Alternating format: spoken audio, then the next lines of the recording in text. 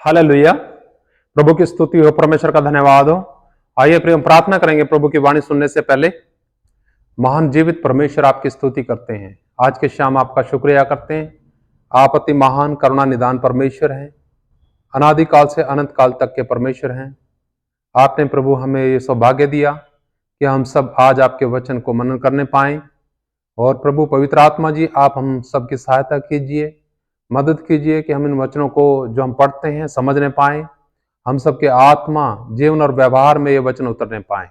धन्यवाद मेरे प्रभु। धन्यवाद के साथ ये प्रार्थना प्रभु यीशु के नाम से मांगते हैं, आमीन। प्रियो, मैं प्रभु का धन्यवाद करता हूं इस समय के लिए। परमेश्वर वास्तव में अति महान है। पिछले दिनों हम प्रार्थना करते रहे हैं इस्राएल और फिलिस्तीन के युद्ध की समाप्ति के लिए। प्रभु का धन्यवाद।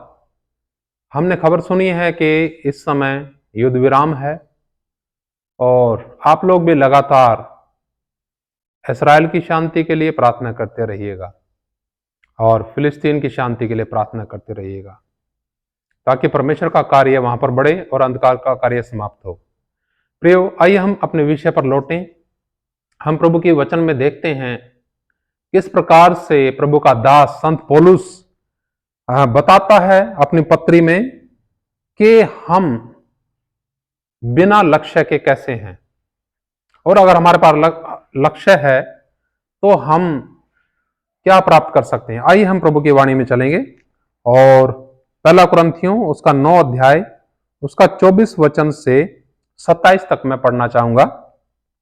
यहां पर इस प्रकार लिखा है, क्या तुम नहीं जानते कि दौड़ में तो दौड़ते सब ही हैं, परंतु इनाम एक ही ले जाता है। तुम वैसे ही दौड़ो कि जीतो। हर एक पहलवान सब प्रकार का संयम करता है। वे तो एक मुरझाने वाले मुकुट को पाने के लिए यह सब करते हैं, परंतु हम तो उस मुकुट के लिए करते हैं जो मुरझाने का नहीं। इसलिए मैं तो इसी रीति से दौड़ता हूं, परंतु लक्ष्यहीन नहीं। मैं भी इसी रीति से मुक्कों से लड़ता हूं, परंतु उसके समान नहीं जो हवा पीटता हुआ लड़ता है, परंतु मैं अपनी देह को मारता कूटता और वश में लाता हूं। ऐसा ना हो कि औरों को प्रचार करके मैं आप ही किसी रीति से निकम्मा ठहरूं। प्रभु के वचन के पढ़े जाने और सुने जाने पर आशीष हो। प्रिय, प्रभु के वचन में जब हम देखते हैं, यहां पर हम देखने पाते हैं कि मसीह दौड़ क्या है। आज बहुत से लोग इस मसीह के पीछे चलते हैं, उनका लक्ष्य, मकसद, उद्देश्य अलग अलग है। बहुत ही कम हैं जो वाकई सही मकसद के साथ प्रभु के पीछे चलते हैं। आप किसी से भी बात करिएगा, पूछिएगा आप क्यों मसीह के पीछे चलते हैं, क्यों मसीह पर विश्वास करते हैं, मसीह से आपको क्या प्राप्त हुआ, क्या लाभ हुआ। भिन्न भिन्न बातें लोग बताएंगे, लेकिन सही बात उनके आसपास भी नजर नहीं आती। उसका कारण यह है कि उनकी मन की अभिलाषा जो है वो है शारीरिकता के लिए, शरीर को ज्यादा संतृप्त करने के लिए है। लेकिन जिसके आत्मा में भूख प्यास है, जो चाहता है कि उसके आत्मा की संगति परमेश्वर के साथ हमेशा होती रहे, बस उसे और कुछ नहीं चाहिए, तो प्रियो, परमेश्वर अपने वचन को खोल करके उनके ऊपर रखता है। फिर उन्हें समझ में आता है कि मकसद क्या होना चाहिए हमारे जीवन का, हमें किस कारण प्रभु के पीछे चलना चाहिए।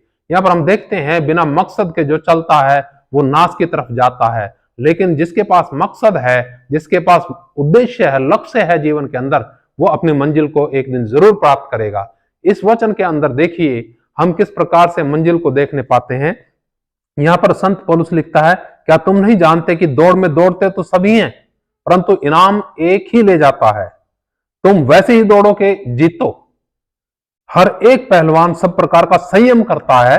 वे तो एक मुरझाने वाले मुकुट को पाने के लिए सब करते हैं, परंतु हम तो उस मुकुट के लिए करते हैं जो मुरझाने का नहीं। हालेलुया। यहां पर स्पष्ट मकसद लिखा हुआ, लक्ष्य के बारे में दर्शाया हुआ है, लेकिन ये बातें लोगों को समझ में नहीं आती, ना पसंद आती, क्योंकि ये बातें जब हम सुनते हैं, समझते हैं, ये वचन जब हम पढ़ते हैं, तो ये बिल्कुल हमारे व्यक्तिगत जीवन को टच करता है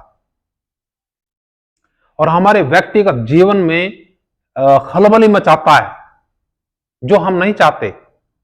लेकिन जो लोग वाकई समझते हैं, खलबली मचे मचने दे, जो मर्जी हो, लेकिन हमारा मकसद मुरझाने वाले मुकुट के लिए इस दुनिया में दौड़ में शामिल होना नहीं है।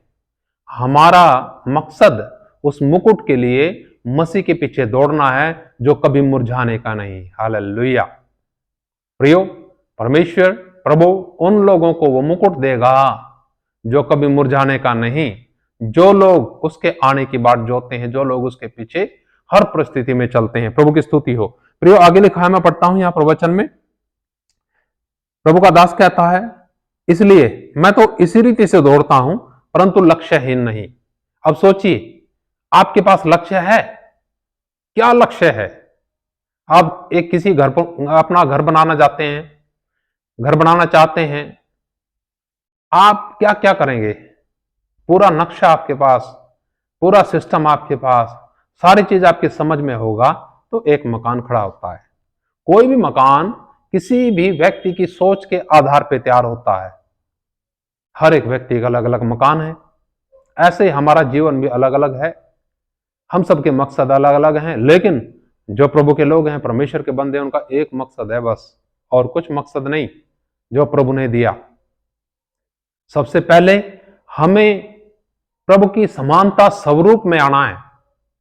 फिर हमारे जीवन की गवाही को देख करके बहुत से लोगों ने उस सर्वशक्तिमान परमेश्वर की महिमा करनी है, जिसने ये सृष्टि बनाई। अनादिकाल से अनंत काल तक के परमेश्वर की महिमा करनी है। क्या करके? हमारे जीवन में परमेश्वर के गुण देख करके, परमेश्वर की समानता स्वरूप देख करके हमारे जीवन के अंदर। लेकिन लोग इन बातों को कोई तवज्जो नहीं देते। वो दौड़े जाते हैं ऐसी दौड़ में जो विनाश की तरफ लिए जाती है। प्रिय, प्रभु का वचन में कहता है, इसलिए मैं तो इसी रीति से दौड़ता हूं, परंतु लक्ष्यहीन नहीं। मेरे पास लक्ष्य है, मकसद है। मैं भी इसी रीति से मुक्कों से लड़ता हूं, परंतु उसके समान नहीं जो हवा पीटता हुआ पीटता हुआ लड़ता है। कई लोग हवा पीटते हुए लड़ते हैं, कुछ भी करेंगे, जो दिखा वो कर लिया, लेकिन अंत में उन्हें कुछ नहीं मिलता, क्योंकि वो मकसद सही नहीं है, लक्ष्य सही नहीं है। पता ही नहीं लक्ष्य क्या होता है। क्या लक्ष्य हमें रख के चलना चाहिए अपने जीवन में, या बिना मकसद के चलना चाहिए, बिना लक्ष्य के चलना चाहिए, लक्ष्यहीन चलना चाहिए? सोचिएगा, ये बहुत ही मुख्य वचन है। संसार के अंदर जो लोग हैं, प्रभु के लोग भी हैं, नाश क्यों होते हैं? क्योंकि बिना मकसद, बिना लक्ष्य के, बिना दर्शन के वो चलते रहते हैं। उनके पास दर्शन नहीं होता। क्या आपके पास दर्शन है, मकसद है, लक्ष्य है? सोचिएगा, आज रात विचारिएगा, प्रार्थना कीजिएगा। और आगे लिखता है, प्रभु का दास कहता है, यहां पर जैसा हमने पढ़ा, लिखा, परंतु लक्ष्यहीन नहीं। मैं लक्ष्यहीन नहीं दौड़ता, लक्ष्य है मेरे पास। मैं भी इसी रीति से मुक्कों से लड़ता हूं, परंतु उसके समान नहीं जो हवा पीटता हुआ लड़ता है।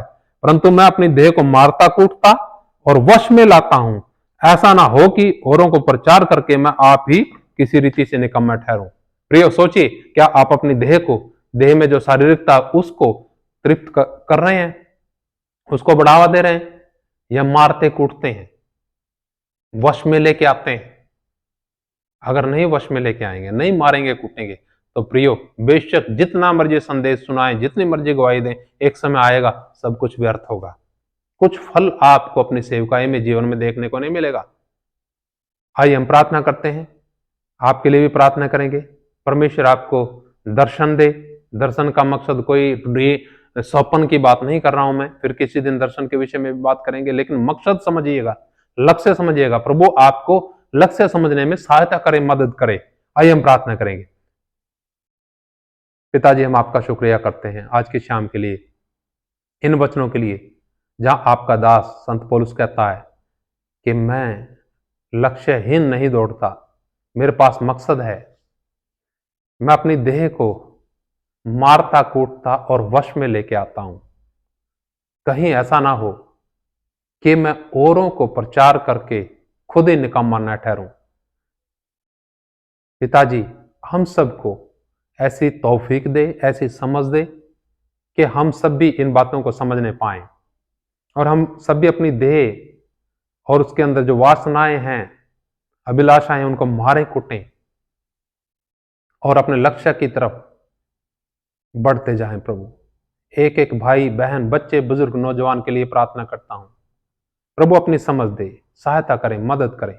धन्यवाद प्रभु सहायता करने के लिए। धन्यवाद। धन्यवाद के साथ ये प्रार्थना प्रभु यीशु के नाम से मांगते हैं, आमीन। प्रभु आप सबको आशीष दे। जय मसीह की। मारनाथा। शालोम।